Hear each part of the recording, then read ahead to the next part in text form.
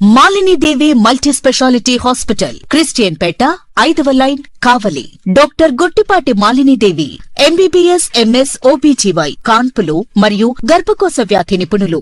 Malinidevi multi speciality hospital నందు అందించు వైద్య సేవలు: సాధారణ కాన్పులు, సిజేరియన్లు, లాప్రోస్కోపిక్ ద్వారా గర్భసంచికి సంబంధించిన ఆపరేషన్లు, ట్యూబెక్టమీ, పిల్లలు లేకుండా operation, high risk pregnancy, ectopic pregnancy మరియు గర్భసంచి నీటి బుడగలు, గర్భసంచి జారిన ఆపరేషన్లు, రొమ్ముగడ్డలకు చికిత్స, నెలసరి ఇబ్బందులకు చికిత్స, మెనోపాజ్ సమస్యలకు చికిత్స చేయబడును. స్త్రీలకు సంబంధించిన అన్ని సమస్యలకు చికిత్స చేయబడును. పిల్లలు లేని వారికి ప్రత్యేక చికిత్స కలదు. ముఖ్య గమనిక: మా హాస్పిటల్ నందు కాన్పోయిన తరువాత తల్లి బిడ్డను ఉచితంగా మా వాహనంలో క్షేమంగా ఇంటికి చేర్చబడును. మా హాస్పిటల్స్ ప్రత్యేకతలు: ICU, lab, AC and non AC rooms, 24 గంటలు మెడికల్ షాప్, ప్రతి రూమ్ నందు వేడి నీటి సదుపాయం కలదు.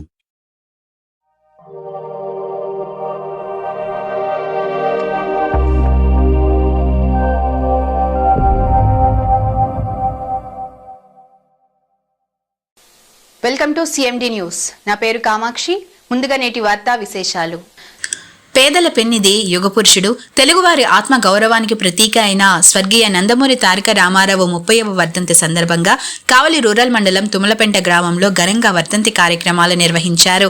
ఈ కార్యక్రమాన్ని కావలి రూరల్ మండలం తెలుగుదేశం పార్టీ అధ్యక్షులు ఆవుల రామకృష్ణ ఆధ్వర్యంలో టీడీపీ నాయకులు, కార్యకర్తలు, ఎన్టీఆర్ అభిమానులు కలిసి నిర్వహించారు. ఈ కార్యక్రమానికి కావలి శాసనసభ్యులు కావ్య కృష్ణారెడ్డి ముఖ్య అతిథిగా హాజరయ్యారు.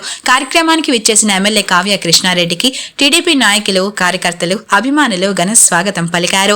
అనంతరం ఎన్టీఆర్ విగ్రహానికి ఎమ్మెల్యే కావ్య కృష్ణారెడ్డి పూలమాలలు వేసి ఘనంగా నివాళులర్పించారు. ఈ సందర్భంగా ఎమ్మెల్యే కావ్య కృష్ణారెడ్డి మాట్లాడుతూ, పేదల పెన్నిదిగా, యుగపురుషుడిగా ఎన్టీఆర్ తెలుగు ప్రజల హృదయాల్లో చిరస్థాయిగా నిలిచిపోయారని అన్నారు. సామాన్యుల గౌరవాన్ని పెంచిన నాయకుడు ఎన్టీఆర్ అని, ఆయన అమలు చేసిన సంక్షేమ పథకాలు చరిత్రగతిని మార్చాయని కొనియాడారు. అనంతరం రక్తదాన శిబిరాన్ని ఎమ్మెల్యే కావ్య కృష్ణారెడ్డి ప్రారంభించారు. రక్తదానం చేస్తున్న ప్రతి ఒక్కరి వద్దకు వెళ్లి ఆప్యాయంగా పలకరించి రక్తదానం చేసిన వారిని అభినందిస్తూ వారి సేవాభావాన్ని ప్రశంసించారు. రక్తదానం ద్వారా ఎంతో మంది ప్రాణాలు కాపాడవచ్చని, ఇటువంటి సేవా కార్యక్రమాల్లో యువత చురుకుగా పాల్గొనడం అభినందనీయమని ఎమ్మెల్యే పేర్కొన్నారు. తదుపరి భాగంగా అన్నదాన కార్యక్రమాన్ని కూడా ఎమ్మెల్యే ప్రారంభించారు. పెద్ద సంఖ్యలో ప్రజలు అన్నదాన కార్యక్రమంలో పాల్గొన్నారు. ఎన్టీఆర్ ఆశయాలకు అనుగుణంగా సేవా కార్యక్రమాలు నిర్వహించడమే ఆయనకు నిజమైన నివాళి అర్పించినట్లవుతుందని నాయకులు తెలిపారు. ఈ కార్యక్రమంలో తెలుగుదేశం పార్టీ నాయకులు, కార్యకర్తలు, ఎన్టీఆర్ అభిమానులు, గ్రామస్తులు పెద్ద సంఖ్యలో పాల్గొని యుగపురుషుడైన ఎన్టీఆర్ కు ఘన నివాళులు అర్పించారు.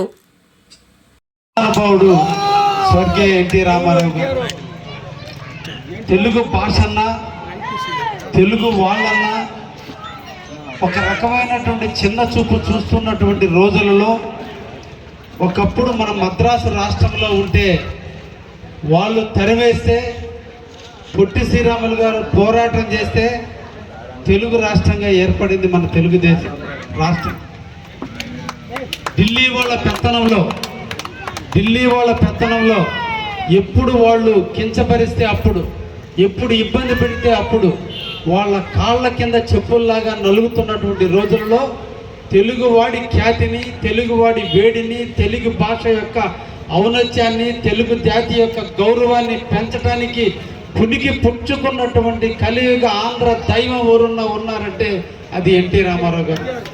ఈరోజు మన అందరం కూడా తలెత్తుకుని తిరుగుతున్నామంటే, తెలుగు వాళ్ళు ఈరోజు ప్రైమ్ మినిస్టర్గా ఉండగలిగాడు అంటే, తెలుగువాడు గౌరవంగా తిరుగుతున్నారు అంటే దానికి పోరాట పటిమ చూపినటువంటి మహానుభావుడు ఎన్టీ రామారావు.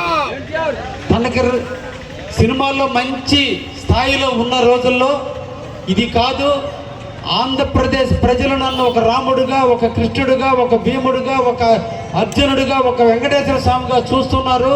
వాళ్ళకి ఏదో ఒక సేవ చేయాలి కాబట్టి ఆంధ్రప్రదేశ్ ముఖ్యమంత్రిగా పేద, బడుగు, బలహీన వర్గాల కోసం నిరంతరం పనిచేయాలని, అప్పటి వరకు భూస్వాముల పెత్తనంలో ఉన్న Andhra Pradesh first time NT Ramarao గారు పార్టీ పెట్టిన తర్వాతే బీసీలకైనా, ఎస్సీలకైనా, ఎస్టీలకైనా సముచిత గౌరవం గ్రామాల్లో కానీ, పట్టణాల్లో కానీ, రాజకీయ పదవుల్లో కానీ అన్నిట్లో కూడా బీసీల కాడి నుంచి, ఎస్సీల కాడి నుంచి పదవులు వచ్చిందంటే అది ఒక్క తెలుగుదేశం పార్టీలోనే వచ్చింది.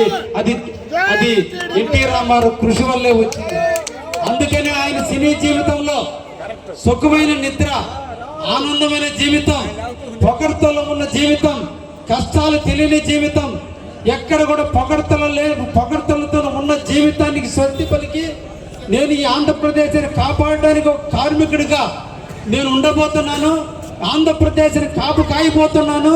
కాబట్టి కాపులాకి చిహ్నమైనటువంటి కాకి సొక్కారు వేసుకుంటానని చెప్పి మొట్టమొదటి తన అన్ని లగ్జరీలను పక్కన పెట్టి కాకి డ్రెస్సును వేసుకొని రోడ్లే తన ఇల్లుగా భావించి, చెట్లే తన పడక నీడగా భావించి రోడ్ల మీద సంచరించి కొన్ని వేల కిలోమీటర్ల చైతన్య రథంలో తిరుగుతూ ప్రజల ముంగిటికి వచ్చి ప్రజల్ని చైతన్యపరిచి ఆంధ్రప్రదేశ్లో ఉన్నటువంటి ఇబ్బందుల్ని తెలియజేసి, పేదవాడు నలిగేటువంటి బాధల్ని ప్రజలకి తెలియజేసి తెలుగువాడి యొక్క ఖ్యాతిని తెలపాలనేటువంటి ఉద్దేశంతో మన అందరి ఇళ్ల చుట్టూ తిరిగి ఆంధ్రప్రదేశ్లో 9 నెలల కాలంలోనే గిన్నీస్ బుక్ రికార్డుకి బద్దలు కొడుతూ ఆంధ్రప్రదేశ్లో అత్యున్నతమైన మెజార్టీతో గెలిచి ముఖ్యమంత్రి అయినటువంటి వ్యక్తి అంటూ ఉన్నారంటే అది ఒక ఎన్టీ రామారావు గారి.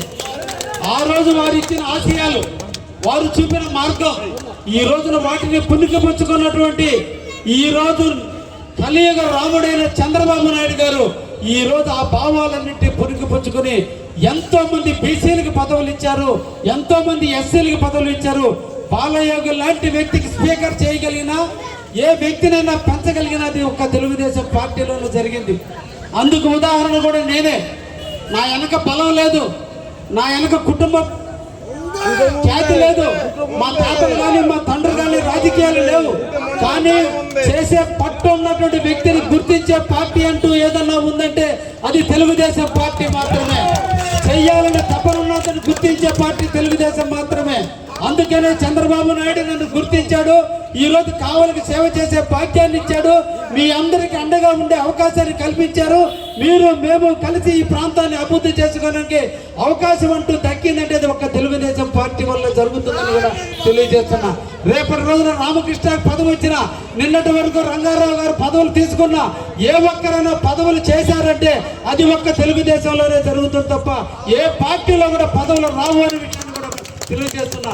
ఎందుకంటే గుప్తాధిపత్యుల రాజ్యం, భూస్వాముల యొక్క రాజ్యం, పెత్తందారి వ్యవస్థ రాజ్యం, వాళ్ళకే పరిమితమైన పరవతులు ఉన్నటువంటి రోజుల్లో ఎన్టీఆర్ గుర్తించాడు. కాబట్టి పేదవాడు పట్టెడు అన్నం తినాలి, పేదవాడు సుఖంగా నివసించాలి, పేదవాడు స్వేచ్ఛగా జీవించాలి అనేటువంటి ఆలోచనతో మొట్టమొదట మన ఆంధ్రప్రదేశ్లో కాలనీలు కట్టించే అవకాశం కల్పించిన వ్యక్తి కూడా ఈ రోజు ఆంధ్రప్రదేశ్లో చాలా మంది మిద్దులలో ఉంటున్నారు అంటే దానికి కారకుడు పితామహుడు ఎన్టీఆర్ అనే విషయాన్ని కూడా తెలియజేయాలి.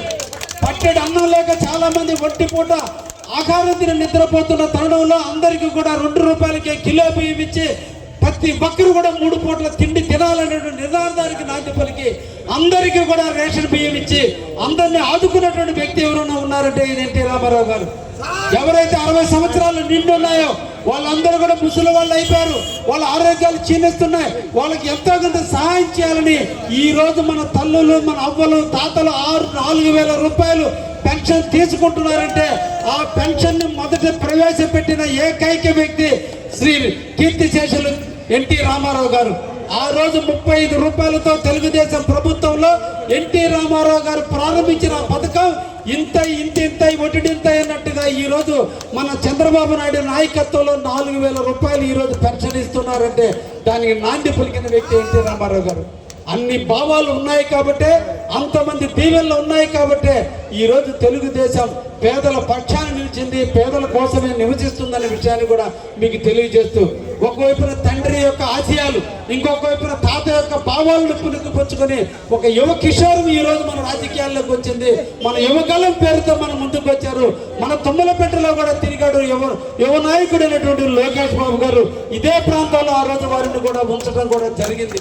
ఈ రోజు ఈ తుమ్మలపేట గడ్డ మీద ఎన్టీఆర్ వచ్చాడు, చంద్రబాబు వచ్చాడు, లోకేష్ వచ్చాడు.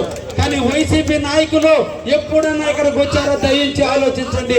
పేదల కోసం వచ్చే వ్యక్తులన్నా ఉన్నారంటే అది తెలుగుదేశం పార్టీ నాయకులే, అది చంద్రబాబు నాయకత్వం, రేపు రాబోయేటువంటి యువ కిషోర్ నాయకత్వంలోనే పేదవాళ్ళకి అండగా ఉంటుంది తెలుగుదేశం పార్టీ అని కూడా తెలియజేస్తూ, ఈ రోజున రామకృష్ణ ఆధ్వర్యంలో మండల పార్టీ అధ్యక్షుడిగా బాధ్యతలు స్వీకరించిన కానించి, అదేవిధంగా జనరల్ సెక్రటరీగా వెంకట్రావు కావచ్చు, పాలడుగ వెంకట్రావు రంగారావు గారి ఆలోచనలతో ఈరోజు మండలంలో ఉన్న అన్ని పంచాయతీ నాయకులు ఏకతాటిపై నిలిచి మండలంలో కూడా మేము ఎన్టీఆర్ గారి వర్ధంతి కార్యక్రమాలు జరపాలి, అదేవిధంగా రక్తదానం చేయాలి.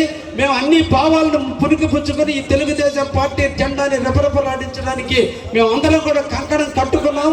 కాబట్టి ఈ కార్యక్రమం చేస్తానని చెప్పి ఈరోజు దిగ్విజయంగా సక్సెస్ఫుల్గా నిర్వహించినందుకు నిర్వాహకులైనటువంటి రామకృష్ణని ప్రత్యేకంగా అభినందిస్తూ, ఇంకా మీ ఆధ్వర్యంలో రేపటి మండల పంచాయతీ ఎన్నికల్లో తెలుగుదేశానికి ఎదురు లేకుండా గెలిచేదానికి మీరందరూ కూడా నడుం బిగించాలని ఈ సందర్భంగా తెలియజేస్తూ, మీ అందరికీ కూడా ఎన్టీఆర్ ఆశయాలను పుణికిపుచ్చుకుందాం, వారి ఆశయ సాధనకి మనందరం కూడా కృషి చేద్దామని తెలియజేస్తూ